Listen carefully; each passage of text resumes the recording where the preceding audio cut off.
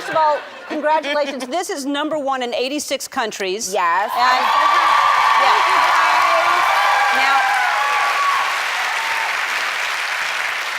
Now, when you were #2 behind Travis Scott, it seemed you got upset about that. But why do people say things like upset or angry? When someone says how they feel, they're not always upset or angry. Well, what were you feeling? I felt like I wanted to punch him in his face. Okay. because what are those emotions then, if that's not anger? No, it's not anger. It's just what's right and what's wrong, what's fair. I've had a #2 album, and I never cared. It's just that when you have a #2 album to someone who's selling shirts and merch and selling passes for a tour that's not even announced yet, it feels like you're being tricked. It feels like, you know, someone is playing a game and like beating you at a game as opposed to just selling music. I want to sell music. Right. So you're saying that's what he was doing? Yes. Yes. Okay. He sold a lot of T-shirts and sweaters. Okay. And tour passes. And so we're not gonna have that. Okay. All right. Yes.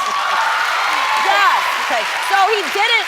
So I want to say he didn't have the #1 album. Queen was the #1 album. Because, and by the way, I lost out on 12 hours of sales in my first week because it was a secret album. Right. So I was gonna drop it while I was on Queen Radio, and then I didn't, and then 12 hours later it came out. So to even have that much to do such a huge number is a big deal. So I wanna make sure I say this, because sometimes people think that you're ungrateful, and I'm like the most grateful person in the world. I love being grateful and remembering that things could be worse, okay? I started from nothing. I'm one of those people who, I get it, but I don't like being bullied, and I don't like being taken advantage of, and sometimes people use scare tactics against you because they know, especially as a Black woman, that people will call you angry or bitter. And so now it's almost like we're not allowed to defend ourselves or stand up for ourselves, and I'm not gonna have that. Don't have it. No. No. You are not going to have it. No. Good. All right, let's talk about your love life.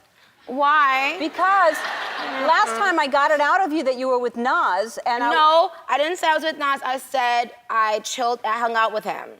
All right. All right, so you hung out with Nas. And he and I are still good friends. Good. Meek Mill you hung out with Drake. No. All right. No, I was in a relationship with Meek for a while. But not Drake. And it was a very toxic something, but we had some good times and we ended that. And then, no, with Drake, I've never been in a relationship with Drake. No? Okay. Who's New Boy? There is New Boy, right? I have my people. I know. How do you know? How do you get these? I know who's giving it. I know he's giving this information to you, Ellen. I don't even talk to him. Whatever. No.